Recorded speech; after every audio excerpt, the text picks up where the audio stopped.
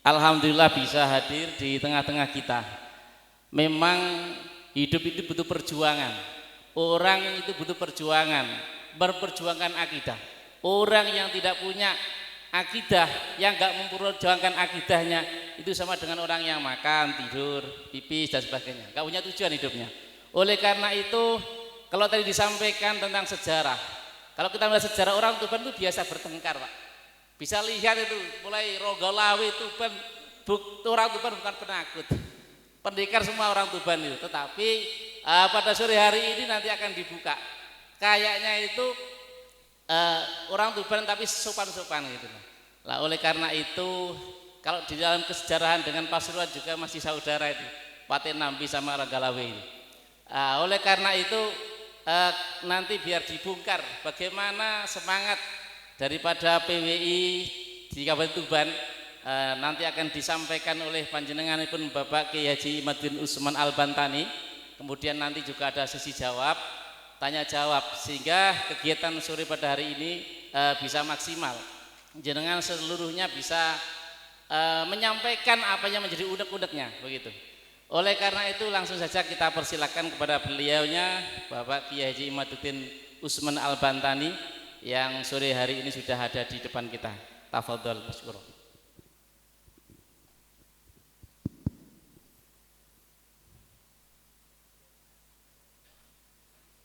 Assalamualaikum warahmatullahi wabarakatuh.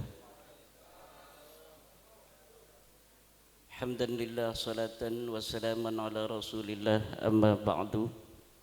Faya ashabal fadail hadaratil mukarramin, sahibil bait Kiai Haji Ansori MPT wa akhuhu Yai Mas'ud, Ketua PWI Jawa Timur Gus Jami', Kesepuhan PWI Jawa Timur Gus Abdul Hamid Mujib, bakal calon wali kota Pasuruan insyaallah jadi.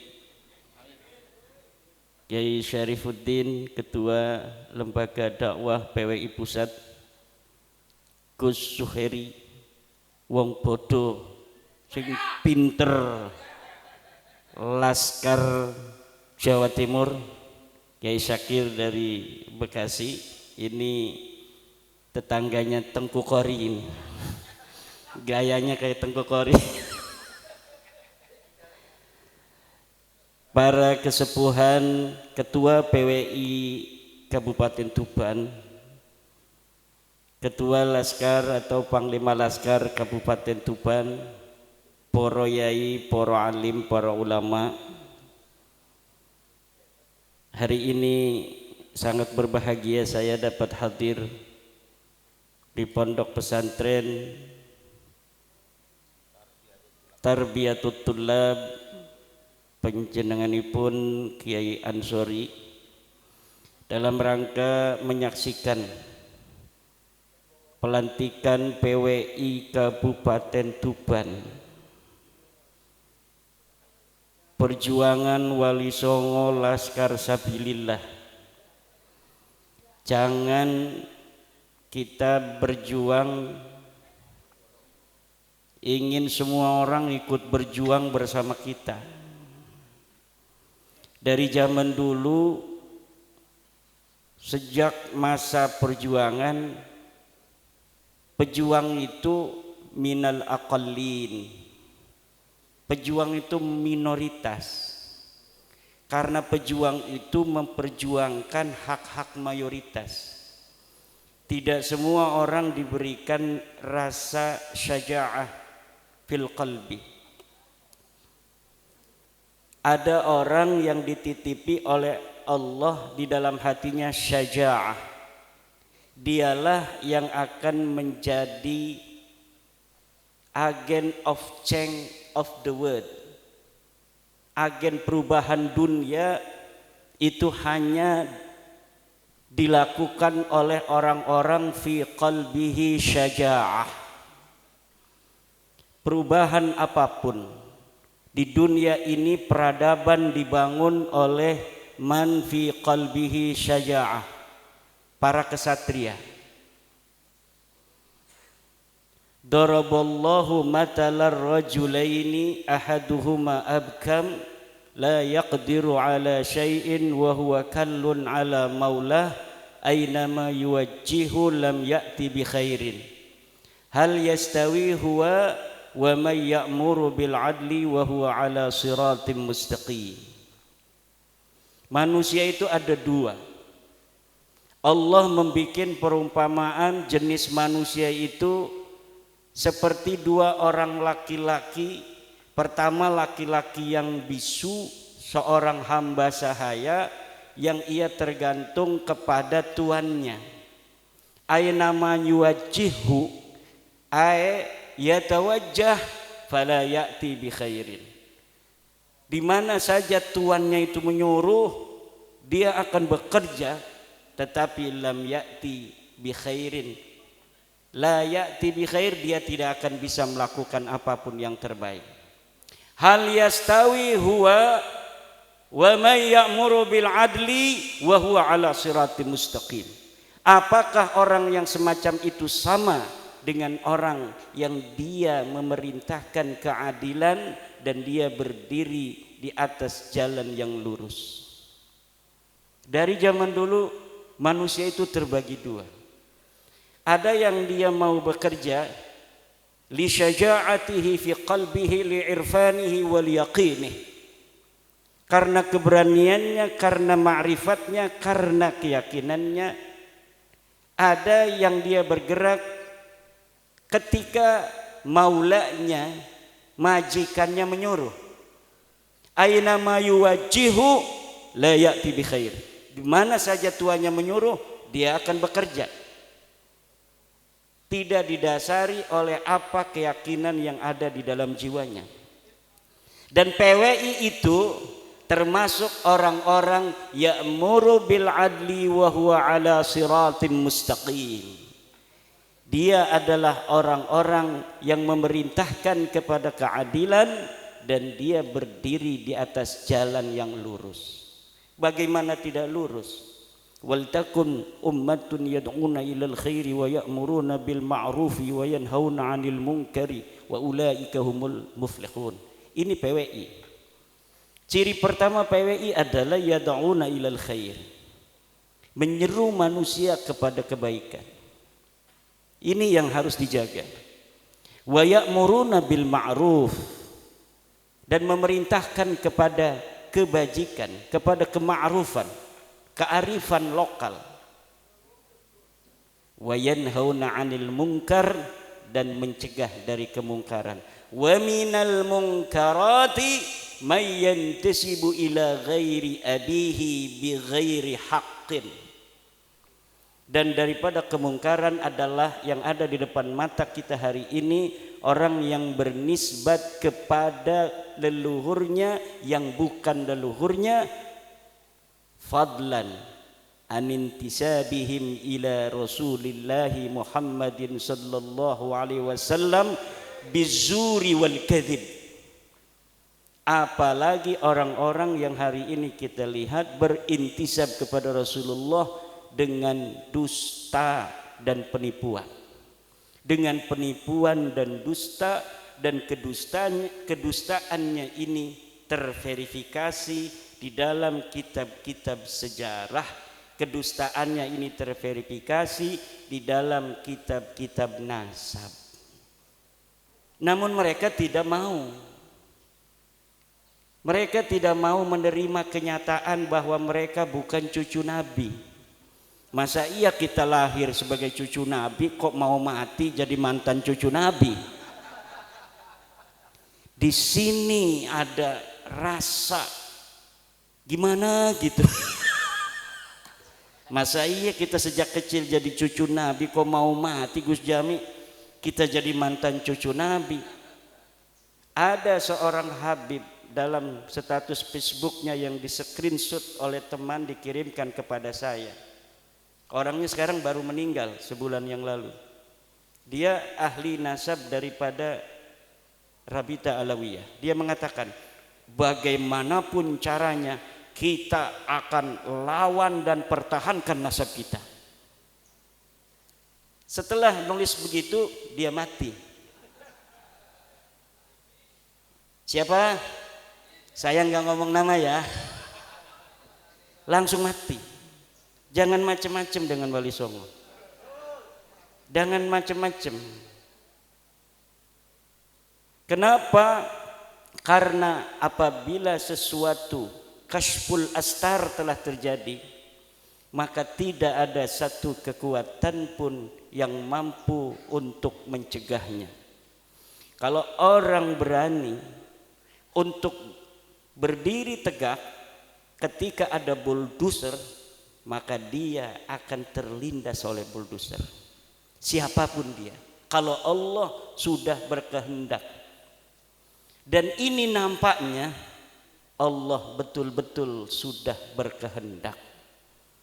Apapun fitnahnya, apapun framingnya, setinggi apa dia pangkatnya hari ini, yang mau membela nasab yang telah menyakiti Rasulullah Muhammad sallallahu alaihi wasallam itu beratus-ratus tahun, dia akan ikut terbantai oleh kedahsyatan kehendak Allah Subhanahu wa taala.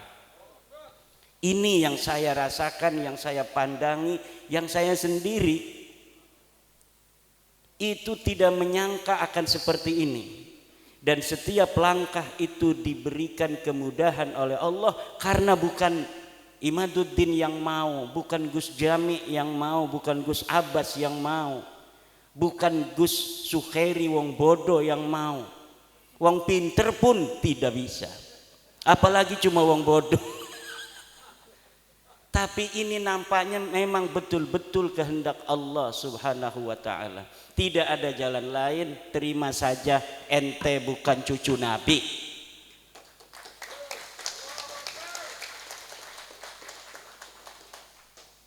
Terima saja. Kalau tidak terima, bahaya.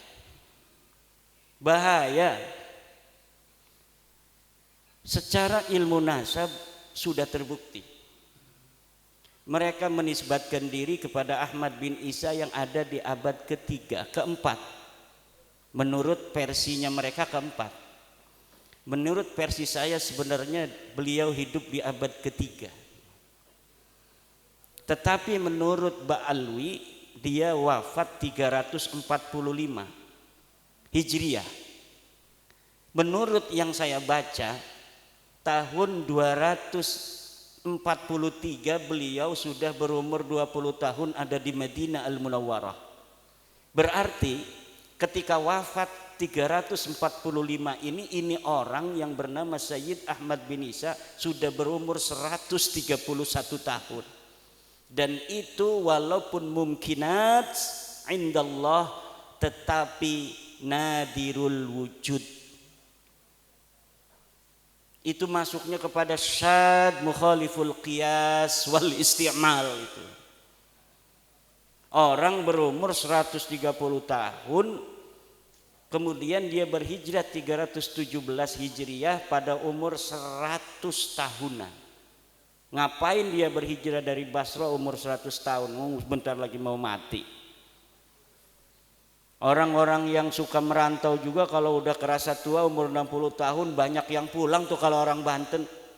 Orang Banten itu orang yang rantaunya rantau palsu. Dia ke Jakarta tuh sampai tua, kalau mau mati kerasa pulang dia. Enggak kuat, enggak kayak orang Padang, enggak kayak orang Wonogiri. Orang Wonogiri ada di kampung saya itu. Sampai meninggal beliau di situ. Kuat, tapi orang Banten itu memang begitu. Dia ke Palembang tuh. Banyaknya ke Palembang, ke Jakarta. Tapi kalau udah umur 60-70 tahun dia pulang, nyari-nyari makam yang masih kosong. Pengen dimakamin di kampung.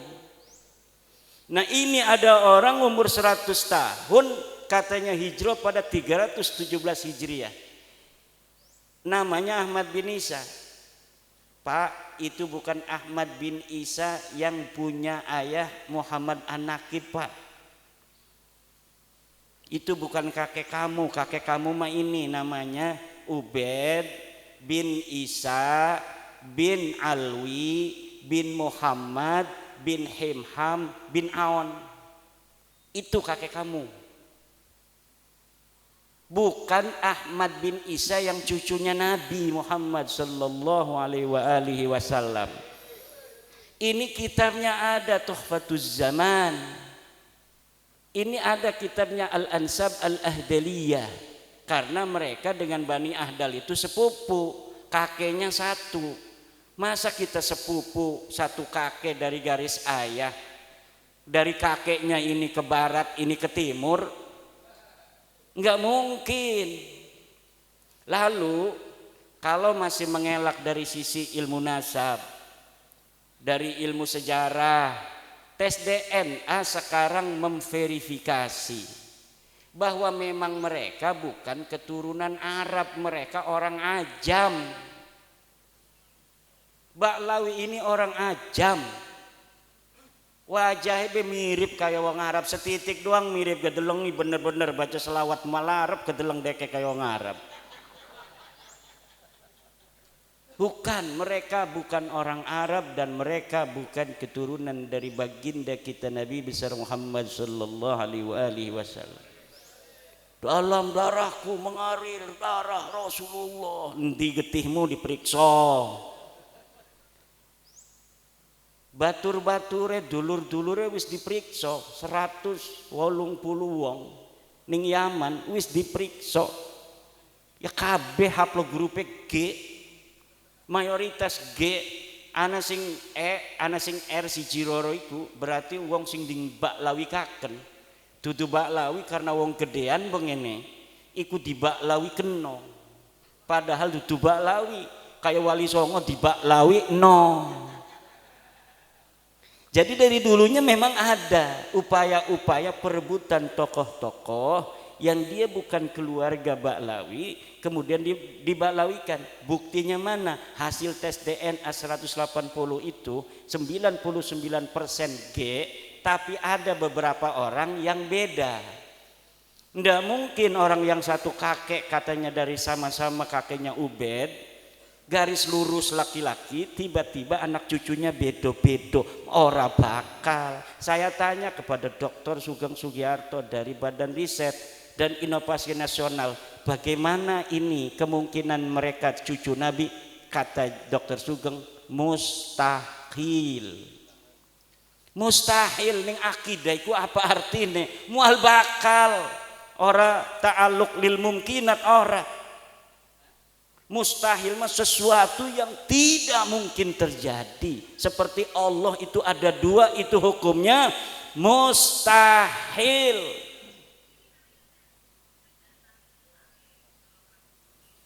Jadi seperti hukumnya Tuhan itu ada dua, begitulah hukumnya Baklawi ini keturunan baginda Nabi besar Muhammad sallallahu alaihi wasallam.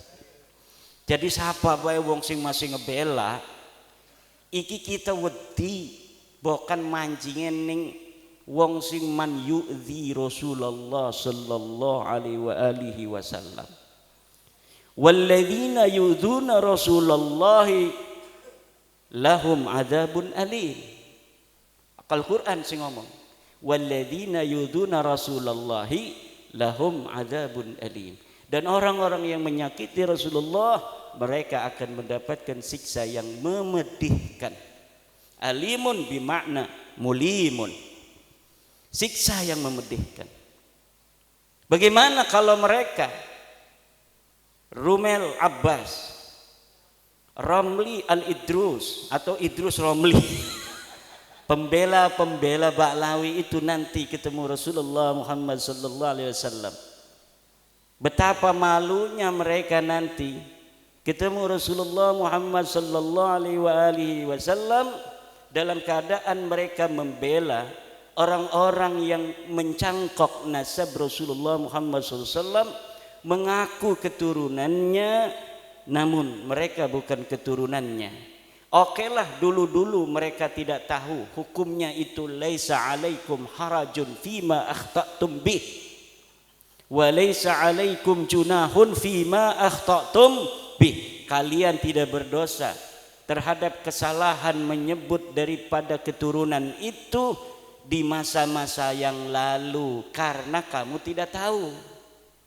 Walakin ma ta'ammadat qulubukum, tetapi yang berdosa itu sudah tahu tapi sengaja tidak mau menerima.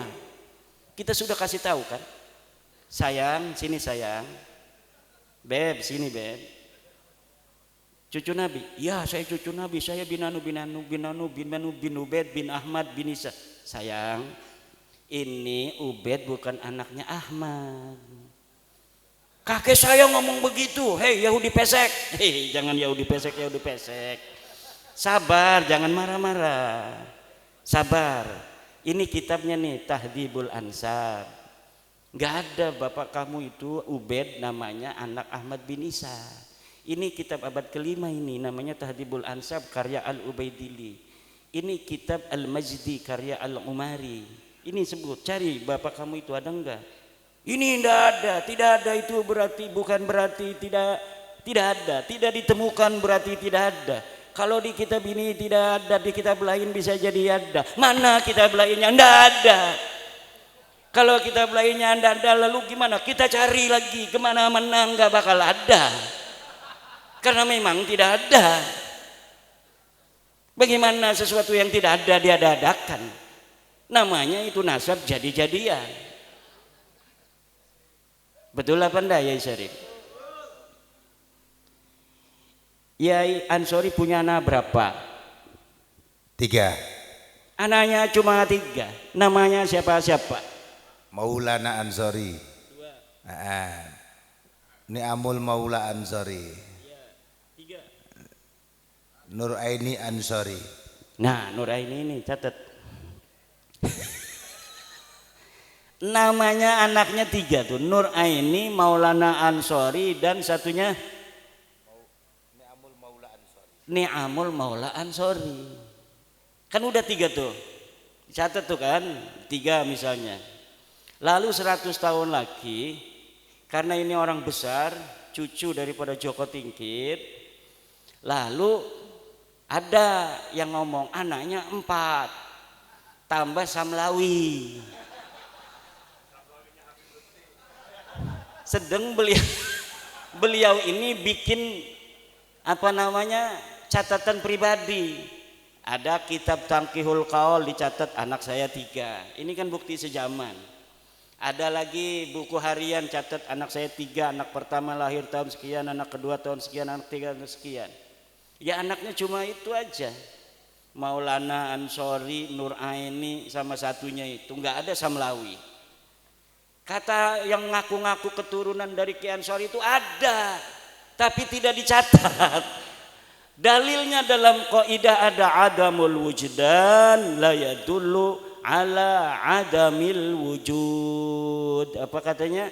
Adamul wujdan la yadullu ala adamil wujud.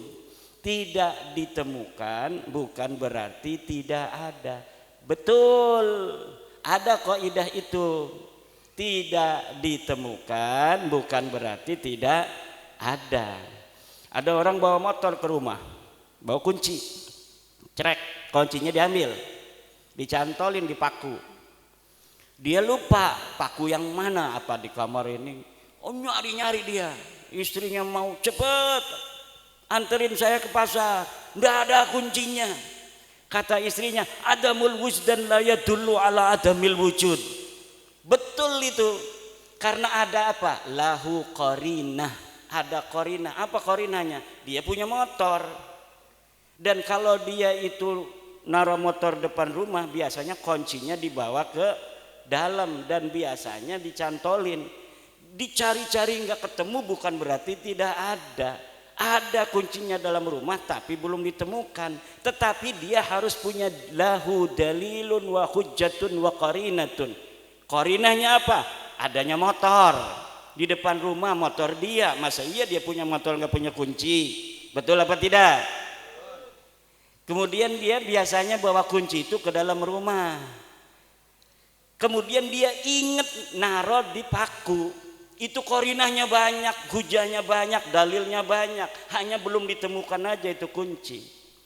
Tapi Ubed ini sebagai anaknya Ahmad itu laisa lahu qarinah, laisa lahu dalil, wa laisa lahu hujjah. Nggak boleh pakai dalil adamul wujdan la yadullu ala adamil wujud. Tetapi pakai dalilnya adalah al ilmu bi adami dalili dalilun. Mengetahui tidak adanya dalil adalah dalil bahwa memang orang itu tidak ada. Atau memang minimal orang itu bukan anak Ahmad bin. Yang kedua pakai dalilnya adalah la ibrata bidzannil bayyini khata'uh. Tidak direken, tidak dihitung sebuah sangkaan yang telah jelas salahnya. Guru-guru kita, yai-yai kita, mbah-mbah kita tidak pernah nanya-nanya silsilah kalau ada Habib. Ada Habib, ana Habib, turunan Nabi, Masya Allah, terima kasih Bi, barokah doain pondokane. Doa, Allahumma sholli ala sayyidina. Siapin, gak punya duit juga. Alhamdulillah. Kenapa? Husnudzon. Namanya husnudzon. Namanya dzon. Namanya kita terima saja, mudah-mudahan ada barokah. Kata ketum juga barokah kalau kita husnudzon. Betul, orang husnudzon itu barokah. Tetapi apabila sebuah dzon itu qad tabayyana khata'uhu fala sabila lahu bidalil, maka tidak boleh lagi dijadikan dalil. Kalau sudah ada dalilnya nggak bisa. Yai Syakir misalnya orang Bekasi, tiba-tiba ada tetangganya yang meninggal ibunya, bayinya lahir di rumah sakit, dibawa ke Tuban. Untuk menjaga kehormatan kemuliaan anak ini, kasihan nggak punya ibu, nggak punya ayah, dikatakan anak siapa ini Yai Syakir? Anak saya. Husnudon semua, bisa jadi anaknya Yai Syakir bener.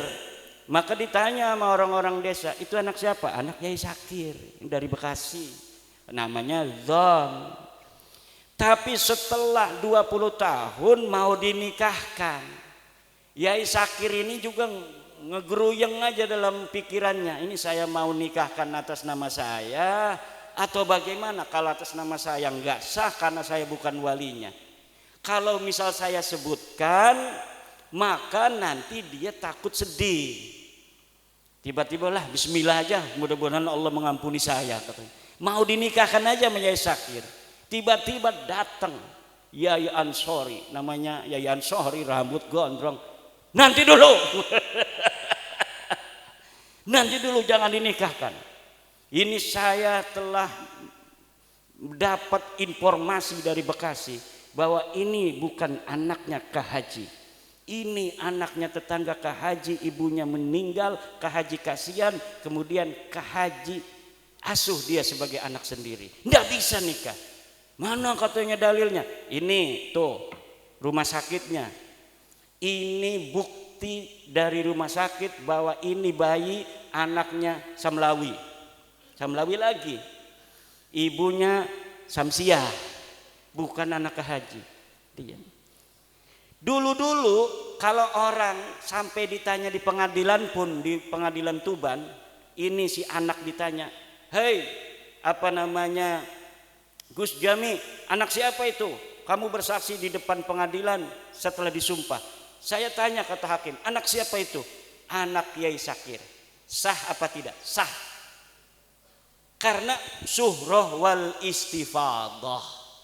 Sudah tasamu' bainan nas fi palang wa fi soko, bahwa anak ini anak Yai Syakir. Tapi ketika surat dari rumah sakit ini sudah ada, jelas ini bukan anak Yai Syakir, suhro istifadah itu gugur semua. Jadi suhro dan istifadah itu, kata Ibnu Hajar al-Asqalani di dalam kitabnya Al-Jawabul Jalil, innan nasaba mimma yasbutu bisyuhrati wal istifadah illa ayyasbuta ma yukhalifuh. Nasab itu sebagian dari sesuatu yang bisa ditetapkan dengan syuhrah dan istifadah. Syuhro istifadah itu kesaksian tanpa melihat, cukup mendengar dari orang-orang saja. Orang mengatakan itu anak Yai Sakir, kita percaya saja itu anak Yai Sakir. Kalau ditanya oleh hakim anak siapa, kita tidak dianggap berdosa, tidak dianggap berbohong kalau mengatakan anak itu anak Yai Sakir, karena sudah syuhro dan istifadah. Dulu sebelum ada penelitian nasab Ba'lawi, orang yang mengatakan Ba'lawi turunan Nabi itu tidak berdosa. Kenapa? Sudah syuhroh wal istifadah. Tapi ketika surat lahirnya ada bahwa Ubaid ini leluhur mereka bukan turunan Ahmad, ya ndak boleh. Kan kitabnya sekarang baru ditemukan. Kitab-kitabnya ini banyak, itu sekarang baru ada di Indonesia. Dulu Mbah Hasyim Asy'ari itu nggak mau baca-baca genap nasab-nasab ngatosin ati. Saya aja ini kerasa hatinya atos 2 tahun mikirin nasab. Biasanya bacanya hikam, baca Quran baru setengah ayat udah menangis, sekarang 10 ayat baru terasa. Kenapa? Atos baca kitab nasab gitu. Nasab dewek duduk. Tapi kewajiban la yajuzu lil alimi kitmanu ilmihi fi hadzal bab. Tidak boleh bagi orang alim untuk menyembunyikan, haram hukumnya. Kalau misalnya Yai Ansori tadi tahu si perempuan itu bukan anaknya Yai Sakir, mau dikawinkan saja oleh Yai Sakir, hukumnya haram. Karena nanti akan berzina seumur umur, itu kehitungnya. Anaknya tidak sah dinikahkan oleh bukan ayahnya kok. Ayah angkat tidak sah menikahkan, tapi Yai Sakir menikahkan yang bukan anaknya. Anaknya mengira bahwa dia itu sudah sah nikahnya, padahal indallahi la yasihhu, inda Syekh Sakir sendiri la yasihhu, inda Ki Ansori juga la yasihhu. Nah ini, nah kita sekarang kasihan sama mereka. Wes dok aja marah-marah dok. Sira dudu putune Nabi, wong liyan bisa dudu putune Nabi dadi bupati. Ki Abdul Hamid Mujib nyalon wali kota, orang ngandel nasab. Jokowi raja kita, raja besar. Ini raja besar Jokowi, jangan macam-macam. Raja besar mengalahkan Raden Wijaya, apalagi Patih Nambi. Apa yang Tuban? Ranggalawe. Itu masih leluhur saya itu. Saya masih punya sila ke Ronggolawe, Lembu Peteng, wis macam-macam amat, Kebo Anabrang segala macam itu. Itu ada. Orang-orang dulu itu rajin mencatat silsilah. Ada juga yang tidak sama sekali mau. Kebetulan ada orang yang rajin nyatet dari ponak-ponakan sepupu-sepupu. Ya akhirnya kita tahu bahwa ada gerobokan di Joko Tarub segala. Saya ini masih turunan bidadari Pak. Nawang Wulan. Joko Tarub kan ada di gerobokan tuh. Lah itu tidaklah ada artinya sebuah zon apabila sudah ada bukti. Tidak bisa. Ada lagi yang bilang jangan fitnah. Ubaidillah, Imam Al-Ubaidillah, imam apa, orang nggak ada namanya di dalam sejarah. Mujtahid mutlak. Mujtahid mutlak itu kan sebangsanya Imam Syafi'i. Yang semasa dengan Ubaidillah itu banyak ulama-ulama disebutkan di dalam kitab. Kitab-kitab di Yaman tuh banyak yang dikarang dari abad ke-4, ke-5, ke-6, ke-7, ke-8, ke-9. Katanya di Hadramaut tidak ada kitab yang dikarang karena lagi perang. Nggak sempet yang namanya itu nulis-nulis nasab. Ada Mbak Yai, ada. Ini kitabnya nih. Ini kitab Yaman, namanya kitab Tabaqat Fuqaha il Yaman, abad ke-5, karangan Ibnu Samrah. Ini kitab Asy-Syajarah Al-Mubarakah, menerangkan tentang Ahmad bin Isa. Anaknya 3, tuh Muhammad, Ali, Husain. Tidak ada namanya Ubaid. wa yu'abbiru bil jumlatil ismiyati hada 'indan nasabin yadullu 'alal hasri. Iftah kitab Syekh Mahdi Rajai Al-Muqibun, qala fi Al-Muqibun idza 'abbara an-nasabuna bil jumlatil ismiyati hada yadullu 'alal hasri. Kalau seorang ahli nasab di dalam kitabnya menggunakan jumlatun ismiyah, fa'aqibuhu min salasati banin, itu kan jumlatun ismiyatun, itu ada hada yadullu alal asri bimana anna auladahu munhasiratun fi salasati baninin la ghairu, tidak ada yang lain.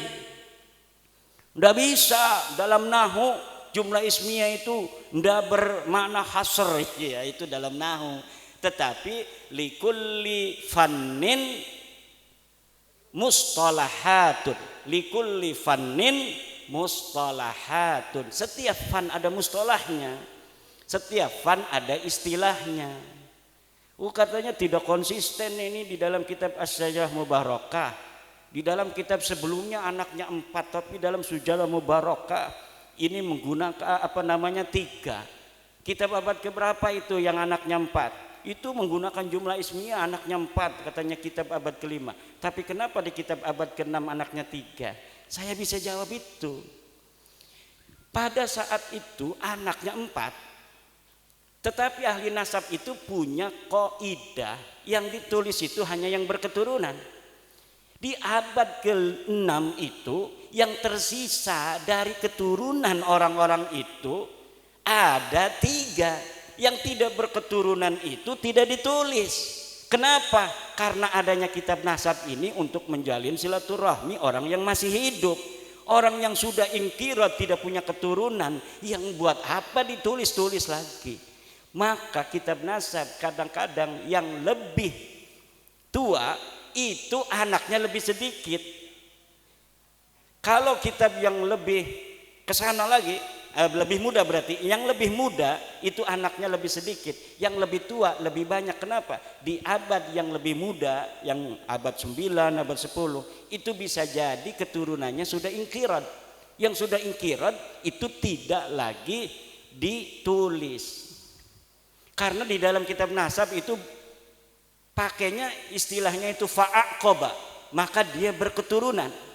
Jarang sekali hanya menulis anak, tapi yang menulis itu siapa yang berketurunan. Karena tujuan ilmu nasab itu lisilatil arham wattaqullaha wal arham. Jadi ilmu nasab itu lisilatil arham. Kayak saya mengetahui jalur-jalur silsilah, ketemu dengan Gus Jami, alhamdulillah kita nyambung di Nabi Adam. Alhamdulillah, berarti masih ada satu darah. Ini darah kita ini Pak, di dalam darah kita ini ada darah sampai Nabi Adam alaihi salam. Nih kalau kita misalnya tes DNA-nya dengan 10 sepupu kita ada 10, cek. Misalnya satu kakek, cucunya ada 10, di tes DNA itu generasi kedua mentok di situ sama semua kakeknya tuh. Kalau misalnya generasi yang tes DNA itu generasi yang kelima semua itu nanti di atas kelima nyatu semua. Nah ini Baklawi yang sudah tes DNA ini kan udah tes DNA nih 187 dan kita punya 7. Yang satu dari relawan Baklawi yang mendukung kita. Ada Baklawi yang mendukung kita rahasia. Bahaya itu orang, bisa dimarahin itu. Nah itu yang satu relawan itu akunnya pun kita yang pegang. Jadi kita bisa teliti dia sedalam-dalamnya. Kalau yang kita akunnya nggak tahu, hanya melihat ke pengumuman yang ada di dalam internet Family Tree DNA. Ya hanya luar-luarnya saja mengetahui, oh dia bukan orang Arab, oh dia bukan turunan Nabi. Tapi kalau kita buka akunnya, kita bisa ketahui sepupu dekatnya siapa saja, sepupu jauhnya siapa saja. Dan kita itu punya relawan dari Baklawi sendiri. Dan ini rahasia dari Indonesia apa dari Yaman, pokoknya di dunia ini ada Balawi yang mendukung PWILS dan dia mau jadi relawan, dan kita sudah teliti, yakin, hakul yakin bahwa mereka, dia dan keluarganya bukan keturunan baginda Nabi besar Muhammad sallallahu alaihi wasallam. Kita bukan untuk merendahkan orang, kita hanya mau beritahu ente salah. Ini sebenarnya nih ente bukan orang Arab ya, maaf ya. Ente bukan turunan Nabi ya, maaf ya. Tapi ente tetap saudara kita. Ente tetap saudara kita. Hayu kita sama-sama di Indonesia hidup seuyunan, bareng-bareng, jangan ledek lagi aneh ya. Begitu aja beres. Kita hidup lagi seperti biasa. Tidak ada orang yang merasa lebih tinggi lagi secara nasab nanti seperti dulu-dulu lagi. Wah ente Yahudi pesek, ente ajam. Saya itu pernah loh, makanya terngiang-ngiang itu ada Baklawi yang nyebut guru saya Abu Yamuh tadi, hei orang ajam. Begitu.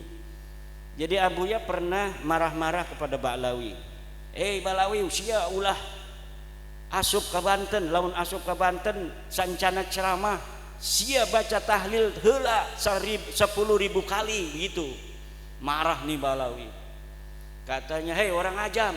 Wah, kata saya ini boleh juga.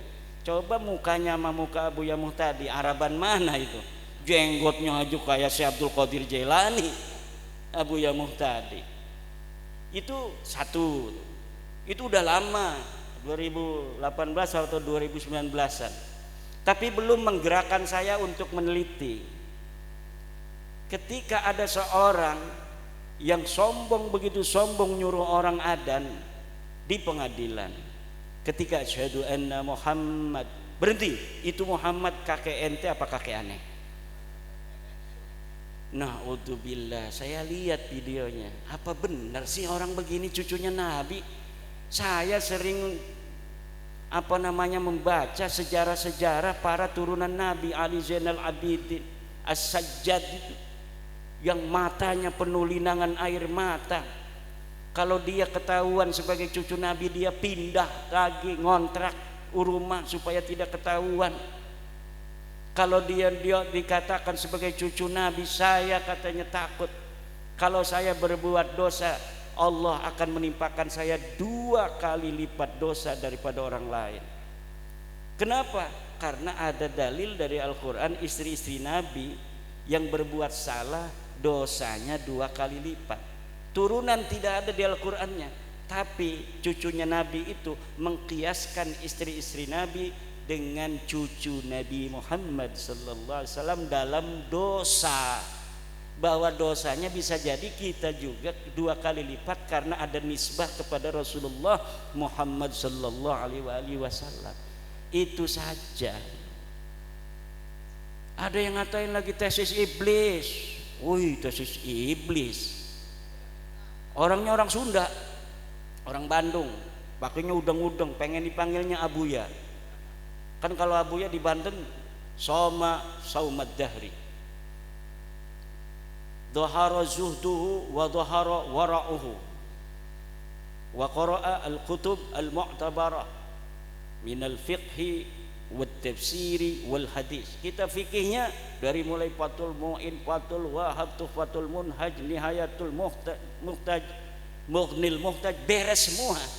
Tafsirnya dari mulai tafsir Jalalain, Ibnu Katsir, tafsir Marah Labid, tafsir Tabari yang berapa jilid itu tamat Abuya itu di Banten itu.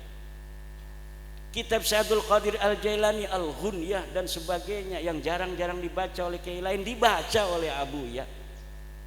Lah ini ada Abuya mengkritik tesis, bukan ngasih dalil. Wis pokokna maulah dalil-dalilan. Wis pokokna mah eta Habib eta bid'ah nabawiyah. Eta turunan Nabi pokokna mah pokokna mah bae. Syekh Hasyim Asy'ari sering sekali tuh bawa-bawa Mbah Hasyim. Padahal dia sama sekali waktu hidupnya dari mulai kecil sampai sekarang belum pernah dia ada di struktur NU, belum pernah ngurusi NU, bahkan dia berseberangan dengan NU. Kalau NU ada hajat punya calon nggak pernah ngedukung calon NU. Kok sekarang ketika bab nasab bawa-bawanya Mbah Hasyim aja Mbah Hasyim. Mbah Hasyim katanya mengisbat Ba'lawi. Mana kitabnya Mbah Hasyimnya? Kalau misalnya ada muridnya Mbah Hasyim, mana saksinya yang masih hidup mengatakan Mbah Hasyim mengisbat Ba'lawi? Tidak ada. Mbah Hasyim itu kalau ada Habib dihormati, kiai mah siapa aja dihormatin. Kalau datang dikasih kopi, dikasih kue, begitu. Mbah Khalil Bangkalan katanya hormat kepada Habib. Ya hormat mak kiai kita mah semua orang dihormatin. Dihormatin, tapi ada enggak Mbah Khalil mengisbat? Mbah Khalil itu sering nulis kitab loh. Ada enggak kitabnya? Yang mengisbat itu Imaduddin Usman Ba'lawi, itu kitab dulu saya, Fikratun Nahdiyah. Saya mengisbat Ba'lawi. Jelas itu kalimatnya. Wa min duriyatin nabi atau wa min ahli baitin nabi Ba'lawi. Itu namanya mengisbat. Astagfirullah. Ya kan itu walaisa alaikum junahun fima akhta'tum bihi. Tidak berdosa saya. Makanya Hanif Alatas itu pakai dalilnya kitab saya, ngajar saya. Kalau Imaduddin sekarang itu katanya dia kemasukan apa? Tapi ada ulama Banten namanya Syekh Imaduddin Usman Al-Bantani. Wih, lengkap itu. Dalam kitabnya Al-Fiqratun Nahdiyah, dia mengisbat Ba'lawi. Gimana lagi? Gayanya kan hebat kalau ini. Kalau kita kan kurang gaya, kiai-kiai kita itu ngajar Fathul Muin aja.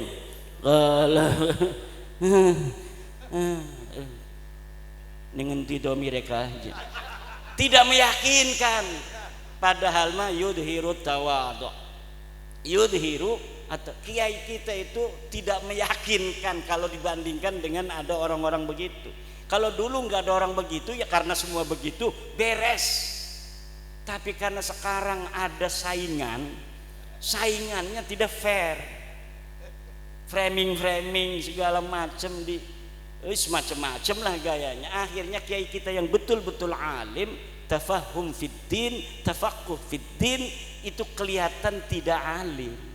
Sementara orang yang pidatonya hebat, saudara-saudara, wallah DNA itu haram.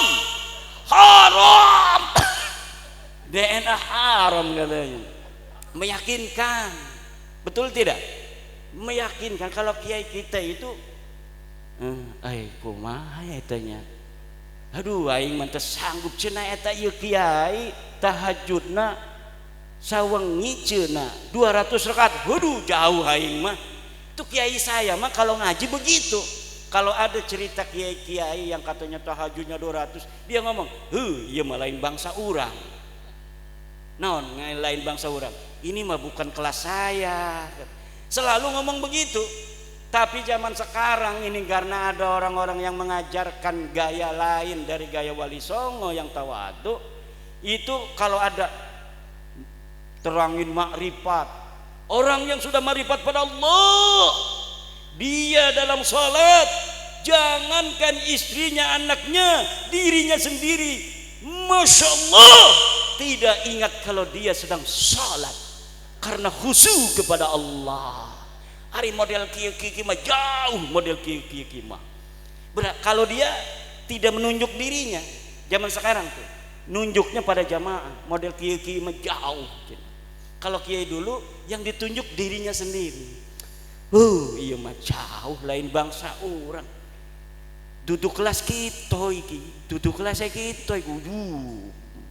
Begitu gaya kiai-kiai kita dulu. Makanya yai sekarang gayanya agak dirubah. Allahu Akbar, Masya Allah. Coba tadi lihat anak-anak kita lagi marhaba, tunduk. Begitu gaya-gayanya. Karena yang diajarkan ketawaduan, akhlak, Tapi sekarang orang yang lagi marhaba, Allah, waalaikumsalam, nggak ada yang assalamualaikum, dia waalaikumsalam lagi marhaba. Ditanya sama orang setelah dari marhaba, tadi lagi marhaba kamu ngomong waalaikumsalam, Rasulullah mengucap salam kepada kita semua. Dan Rasulullah menyampaikan salam untuk semua jamaah yang hadir di sini. Masya Allah, dapat barokah orang-orang Soko pada hari ini karena kedatangan daripada Ane Imaduddin Usman. Masya Allah, Rasulullah sampai titik salam kepada kita semua. Gayanya begitu. Na'udzubillah, kita tidak diajarkan seperti kita ala manhajil auliya ittis'ah. Kita manhaj wali songo yang arif dan bijaksana, berdakwah dengan ramah tidak marah, berdakwah dengan manis tidak bengis, berdakwah dengan beradab tidak biadab. Wallahu huwal muwaffiqu ila aqwami thariqin. Wassalamualaikum warahmatullahi wabarakatuh. Mungkin ada 2 atau 3 pertanyaan boleh. Terima kasih tadi yang telah disampaikan oleh panjenenganipun Kiai Haji Imaduddin Usman Al-Bantani. Mungkin dari yang hadir di sini kami persilakan untuk menanyakan terkait dengan hal-hal yang perlu ditanyakan. Karena waktu kita batasi 3 aja, 3 penanya. Mungkin ya yang tinggi itu tangannya, satu lagi.